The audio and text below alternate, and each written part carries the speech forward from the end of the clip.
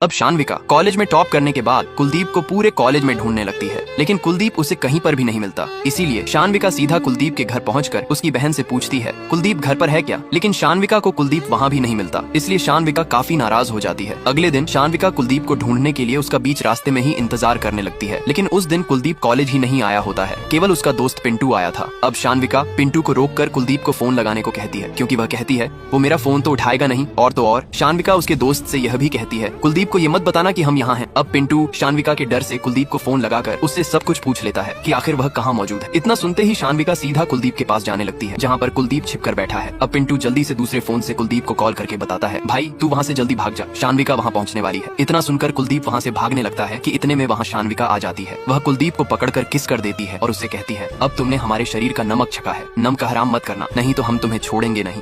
शर्त के मुताबिक अब कुलदीप भी शान्विका से बहुत प्यार करने लगा था। कुलदीप अपना ज्यादातर समय शान्विका के साथ बिताने लगा था, लेकिन एक दिन कॉलेज में जब कुलदीप क्लास में पढ़ रहा होता है तो शान्विका वहां आकर गेट को बंद कर देती है और कुलदीप के साथ फुल मूड में रोमांस करने लगती है। लेकिन कुलदीप को क्लासरूम में यह सब देखकर अच्छा नहीं लगता, इसीलिए वह शान्विका को मना कर देता है। इसी के चलते शान्विका कुलदीप को अपनी बाइक पर बैठाकर कॉलेज से काफी दूर किसी गाँव में ले जाती है। इसके बाद शान्विका और कुलदीप काफी देर तक वहीं समय बिताते हैं, लेकिन कुलदीप को यह सब करना बिल्कुल भी अच्छा नहीं लगता, क्योंकि कुलदीप के मन में एक डर यह भी था कि अगर चौहानों को पता चल गया कि वह शान्विका से प्यार कर बैठा है तो वे उसके साथ क्या करेंगे। लेकिन शान्विका कुलदीप से यह कह देती है कि तुम चिंता मत करो, हम तुम्हें कुछ नहीं होने देंगे। अब उसके बाद शान्विका और कुलदीप वहाँ से निकलकर कहीं और जाने लगते हैं। इतने में कॉलेज के कुछ लड़के उन्हें अकेले में मिलते हुए देख लेते हैं। दूसरी जगह जाने के बाद शान्विका और कुलदीप फुल मूड में आ जाते हैं और रोमांस करने ही वाले होते हैं कि इतने में शान्विका का भाई बहुत से लड़कों को लेकर वहाँ आ जाता है। अब कुलदीप को जिस बात का डर था आखिरकार वही हुआ। अब शान्विका जैसे ही अपने भाई को यहाँ आता देखती है तो शान्विका कुलदीप को छत पर जाने के लिए कहती है। अब कुलदीप जैसे ही ऊपर जाता है तो उसका भाई अचानक वहां आकर